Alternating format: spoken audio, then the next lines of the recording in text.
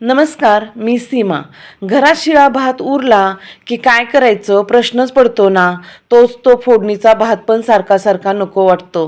पण आज मी तुम्हाला शिळ्या भातापासून एकदम भन्नाट, जाळीदार आणि स्पॉन्जी अशी ब्रेड शिवाय तयार होणारी सँडविच रेसिपी दाखवणार आहे. ही रेसिपी इतकी सोपी आहे की एकदा बनवली की पुन्हा पुन्हा करावीशी वाटेल. सकाळच्या नाश्त्यासाठी असो किंवा मुलांच्या टिफिनसाठी, अगदी संध्याकाळच्या खाण्यासाठी सुद्धा एकदम चांगली आहे ही रेसिपी. तर चला वेळ न घालवता आपण रेसिपीला सुरुवात करूया.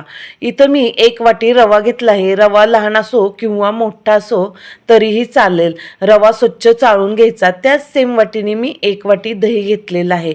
दही आपल्याला घट्ट घ्यायचं आहे आणि दही आंबट असू नये आणि रूम टेम्परेचरवरचंच दही घ्यायचं.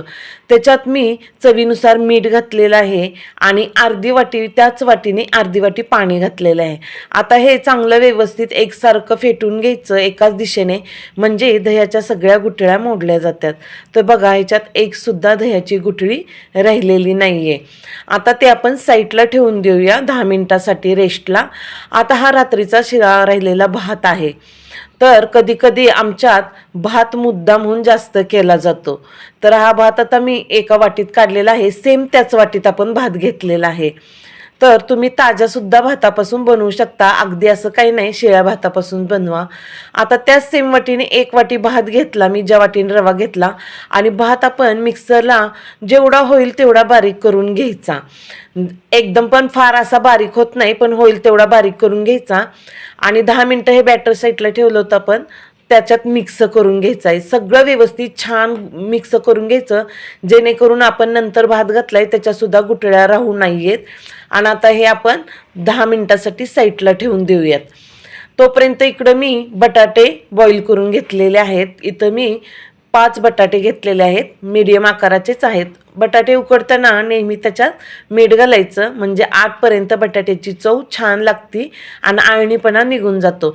माझ्याकडं मॅशर आहे, पण मी हातानेच बटाटे बारीक केलेले आहेत आता सध्या. तुम्ही मॅशरने केले तरीसुद्धा चालेल, काही हरकत नाही. बटाट्याचे साले काढून व्यवस्थित चांगला मॅश करून घ्यायचा. फार पण अशा मोठ्या मोठ्या गुठळ्या ठेवायच्या नाहीत. आपले मोठे क्यूब सगळे बारीक करून घ्यायचे आहेत बटाट्याचे. इकडं 1 छोटी पळी तेल गरम करायला ठेवलं होतं कढईत. गॅसची आच मीडियमच ठेवायची आहे आपण.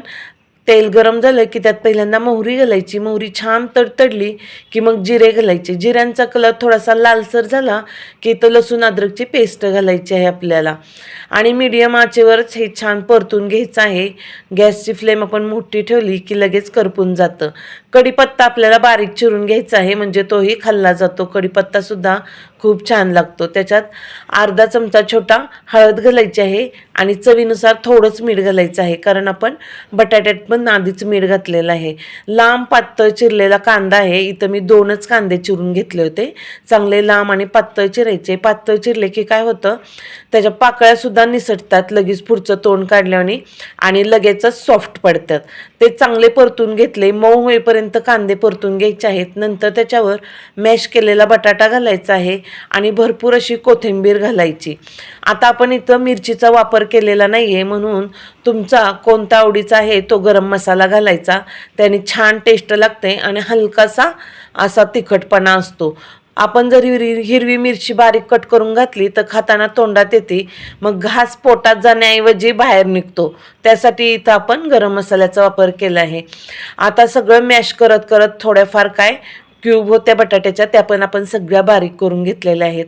आता तोपर्यंत इकडं हे रेस्टला ठेवलेलं बॅटरसुद्धा एकदम छान फुलून आलेलं आहे. बघा, एकदम घट्टपणा आलेला आहे. घट्टपणा आला की समजायचं यातला रवा छान फुललेला आहे. हे सगळं आपण मिक्स करून घेतलेलं आहे आता. आणि दोन्ही साईडला सेम आपल्याला हे बॅटर काढायचं आहे. निम्म मी छोट्या बाउलमध्ये काढले आणि निम्म होतं त्याच बाउलमध्ये ठेवलेलं आहे. सगळं व्यवस्थित आपण मिक्स करूनच काढलेलं आहे. तोपर्यंत इकडं पाणी आपण स्टीम करायला ठेवायचं आहे. पाणी स्टीम करायचं आहे आपल्याला, लक्षात ठेवा. त्यात एक रिंग ठेवायची. रिंग नसेल तर वाटी ठेवली तरी सुद्धा चालेल आणि त्याच्यावर झाकण ठेवायचं. इथं खोलगट ताट घेतलंय, त्याला तेलाचा हात लावायचा आहे. तेल सगळीकडनं असं पसरून घ्यायचं आहे. बघा, किनारच्या साईडला पण सगळं पसरून घ्यायचं आहे, म्हणजे नाश्ता कुठेही चिटकणार नाही कडेच्या साईडला.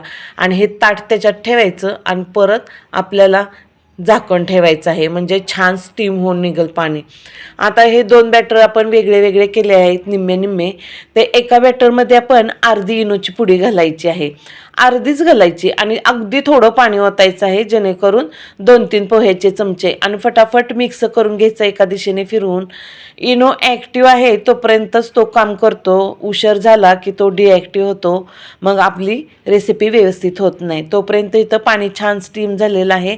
लगेचच तेल लावलेल्या ताटात आपल्याला हे इनो मिक्स केलेलं बॅटर घालायचं आहे आणि सगळं चमच्याच्या साह्याने असं पसरून घ्यायचं आहे. जास्त जाड नाही आणि जास्त पातळसुद्धा नाही आहे केलेलं. सगळं चमच्याने व्यवस्थित पसरून घेतलं की त्याच्यावर आपल्याला झाकण ठेवायचं आहे. झाकण ठेवून आपल्याला हे 5 मिनिटासाठी स्टीम करून घ्यायचं आहे. तोपर्यंत इकडं बघा एकदम मस्त छान 5 मिनिटात वाफ आली आणि छान स्टीम झालेलं आहे. असं बोटाच्या साह्याने बघायचं, चिटकत असेल तर चांगलं स्टीम झालेलं नाही आहे, चिकटलं तर समजायचं छान स्टीम झालं आहे. आता हे बटाट्याचं स्टफिंग आहे ना, हे सगळं आपल्याला हाताच्या साह्याने ह्याच्यावर घालायचं आहे. तुम्ही असं एकदम ओतू नका, एकदम ओतलं तर खाली आपण जे स्टीम केलेलं आहे ना ते सगळं असं साईडला विस्कटलं वगैरे जाईल. त्याच्यामुळे हातानेच बटाट्याचं हे सगळं स्टफिंग आपण हलक्या हाताने पसरून घ्यायचं आहे आणि हलक्या हाताने पसरून घ्यायचं. सगळं कडच्या साईडनी हे ती सुद्धा व्यवस्थित पसरून घ्यायचं आहे. एकदम ओतलं का नाही की काय होतं, सगळं एकाच साईडला राहतं, मग व्यवस्थित पसरता पण येत नाही. आता इथं दुसऱ्या आपण छोट्या बाऊलमध्ये ठेवलं होतं थोडंसं हे बॅटर, त्याच्यात अर्धी पुडी राहिलेला इनो घातलेला आहे आणि त्यात थोडंसं पाणी घालून तेही मिक्स करून घेतलेलं आहे. एकदम बरोबर फिटून घ्यायचं एका दिशेने, अगदी 2-3 मिनिटातच लगेचच ओतून घ्यायचं आहे. आता ह्या स्टफिंगवर बटाट्याच्या सगळे हे बॅटर ओतून घ्यायचं आहे आपल्याला आणि सगळं अगदी व्यवस्थित पसरून घ्यायचं आहे. मला ना हे ताट छोटंच पडलं. आपली जुन्या प्रकारची थाळी असती बघा बिना किनारीची, त्याच्यात खूप छान असं ती थाळी खोल असती ना, त्याच्यात एकदम मस्त आपल्याला असे सँडविच वगैरे बनवता येतात किंवा काय बाकीचं स्टीम करायचं असलं तरीसुद्धा एकदम मस्त स्टीम करता येतं. तरी मी सगळं व्यवस्थित पसरून घेतलं आहे. आता आपल्याला हे अजून 5-6 मिनटासाठी स्टीम होऊन द्यायचं आहे. 5-6 मिनटानंतर मी झाकण काढून बघितलं, एकदम मस्त स्टीम झालेलं आहे, एकदम मस्त नाश्ता फुलून आलेला आहे बघा. आणि थंड व्हायला आपण लगेचच साईडला काढून ठेवलेलं आहे. थंड झाल्याशिवाय कट करायचं नाही आहे. ही रेसिपी एकदम छोटी, तुम्ही अगदी स्किप न करता बघा आणि खूप सुंदर आहे. बनवायला एकदम छान आहे. तुम्ही मुलांच्या टिफिनना सुद्धा देऊ शकता आणि अगदी थोड्या वेळात होणारी आहे.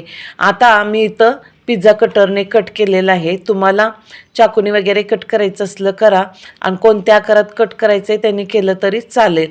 हे काही ताटाला वगैरे चिटकत नाही, काही नाही, एकदम मस्त बनलं जातं. आणि इनोचा पण आपण जास्त वापर केलेला नाही आहे, अगदी थोडा थोडाच इनो घातलेला आहे. आणि काय होतं माहिती आहे का, पहिल्यांदा आपण पाणी गरम करायला ठेवतो ना, त्याच्यामुळे हा नाश्ता पटकन होतो. पाणी स्टीम झालं आणि त्याच्यात लगेच आपण इनो घातला की झटपट लगेच ओतलं की पाणी पण स्टीम झालेलं असतं आणि इनो ॲक्टिव्ह असतो, त्याच्यामुळे नाश्ता लगेचच झटपट फुलून येतो आणि एकदम मस्त होतो. तर बघा किती स्पंजी आणि मस्त झालेलं आहे.